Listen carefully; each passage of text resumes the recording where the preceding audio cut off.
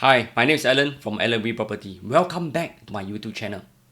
In today's video, I'm going to talk about how to become a successful sales agent. I'm not sure whether this is related to property per se, but this is after some of you had asked me to do another video on what makes a successful property agent. I know many of you here may not be too keen to become a property agent, but let me rephrase it. What if you are someone who is exploring a sales job in other industries or maybe starting your own business on the side? Are you curious what are the 5 key attributes you need to become successful? I believe what I'm going to share with you can be duplicated across industries. Without further ado, let's go. Yes, you hear me correctly. You need to have a burning desire to succeed. This is what made me come into this trade. Suppose you have watched my earlier video on why I become a property agent. I was a broken man. No job, no connection, no lobang. I'm sick and tired working for others. Therefore, I decided to become my own boss.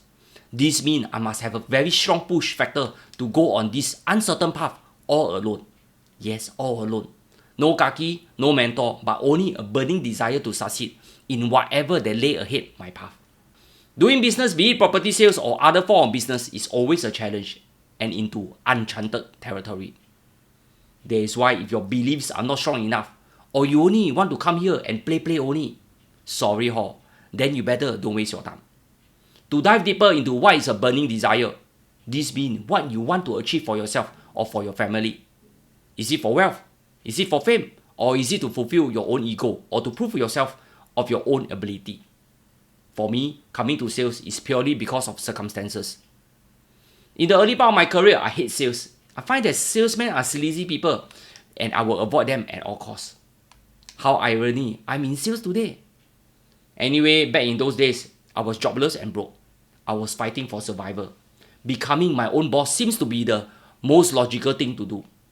I also don't want to live an average life. I cannot take instruction from others. I want to take ownership of my own success. I want to prove myself wrong. Anyway, you know my story. Let us move on. These are 3 words. Determination, discipline, and dedication are interchangeable. It only means one thing. If you want to do well in life, you must possess all these qualities. I know many of you here will say, Alan, I have determination. I'm also a very disciplined person. And I'm very dedicated to those around me. Okay, I hear you. Here, let me put you to a test. Are you willing to go up to stranger to ask for business opportunity for hours after hours? Are you prepared to be beaten by dogs that are let out by landed owners when you knock onto their gate? Are you prepared to take rejection after rejection before you will even find that little success? Back on discipline, do you have that discipline to wake up at 6:30 AM and hit the gym and exercise? And by 8 AM, will you have that self-discipline to start working even without a boss behind you? Since you are your own boss, do you have that motivation to find out more about the industry and sharpen your skill set? And do you have that dedication to see through the toughness of being a self-employed? Or will you be sidetracked to find a part-time job? Go about doing Grab delivery or as a PHV driver? Or worse, will you be seeking sorrow for yourself that you are not making any sales and start exploring your backup plans? For those who succeed, they possess the above 3 Ds. They embrace it into their day-to-day life. It's a matter of do or die. No excuses. That is why for such individual, I salute them. Let me put it very bluntly. Being a self-employed is a career. This is not a job. Just by Googling, a career is an occupation undertaken for a significant period of a person's life and with opportunity for progress. A career is an occupation that you take ownership of and work towards success. Whereas for a job, it's a paid position of regular employment. This means you are an employee. You are paid to do the job that your boss doesn't want to do. I see many that come into this sales trade to find a job. Unfortunately, many of them left this industry as fast as they enter. They are finding a solution to their own problems. You must come in with the mindset to build a career. Can you see the differences? Be it in property, car, insurance, sales, or other form of businesses. Remember, I've said before, many of us are in fact in sales. Your immediate manager or your general manager is also a salesman. They delegate work to you. They tell you what to do. Whether you like it or not, you are also in sales. When you go for an interview, you upsell yourself. Correct? That is why if you know how to do sales, it can open up a lot of opportunity for you. Do you know, many of my clients who are in corporate sales, doing pharmaceutical, to IT sales, to bankers, they are drawing good income. Minimum 5-digit salary. Why? Well, they are all in sales. As the saying goes, the sky is the limit.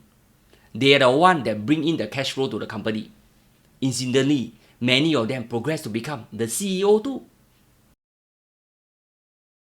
I believe there is always that cause and effect. You reap the seeds that you sow.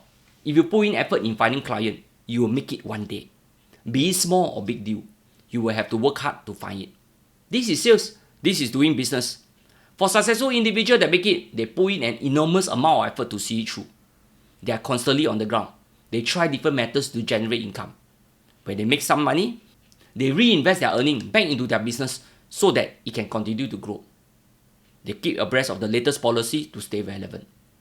They also constantly upgrade themselves with new skills and knowledge. All these are baby steps to seek success in their career. Saying it is very easy. Try doing it and you will know what I mean. Let me share with you my personal insight into my industry. Based on CEA record as of 1st January 2024, there are 35,251 property agents. Wow, you must be thinking, so many agents fighting for this little pie. Well, remember, based on the Pareto principle, let us assume that 20% are active agents. This works out to be 7,000 of us. The remaining 80% are part-timers, semi-retires, or those who clock in only a handful of deals each year. For the remaining 7,000, I further break down into the 80-20 rule again. This means only 1,400 of us are making good money. The remaining 5,000 plus are mediocre at most. Just like working at a full-time job. For those that have reached the pinnacle of success, they are really making good money. They are in the top 20% of that 20% of the 20%. This means there are only about 280 of them. They are also the top 1%. This is similar to your company. The top 1% are making good money. These are the chosen few. They are the best of the best. You'll be surprised. Some of them are even running successful business outside. Talking about entrepreneurship. Here, for most of you who know me through my video, you can tell I have a strong passion for property. Why? This is because I want to make money from property. That is why I constantly study properties during my morning run. The hidden gem can only be uncovered through walking the ground. A fellow colleague once shared with me, working in sales is only making bread and butter to cover our monthly expenses. The real money is buying, investing, and selling properties. This is also common knowledge that most of the wealth in this society are parked in properties. This is the most solid and secure asset. Property price will always appreciate over time in Singapore. Many of you here will resonate well with me. That is why for whatever industry you embark on, or even setting up your own business, the main motivation is still about making money. However, if you can merge your passion with making money, then I think this will be the best ideal case. For those who are keen to explore your own adventure, be it joining me in property sales or starting your own business, I highly encourage you to take the leap of faith and plan well before embarking. Do up a solid business plan. Work out a SWOT analysis. Plan your budgeting. Start small and move along. Only venture into it full time after you have the courage, experience, and resources to do it.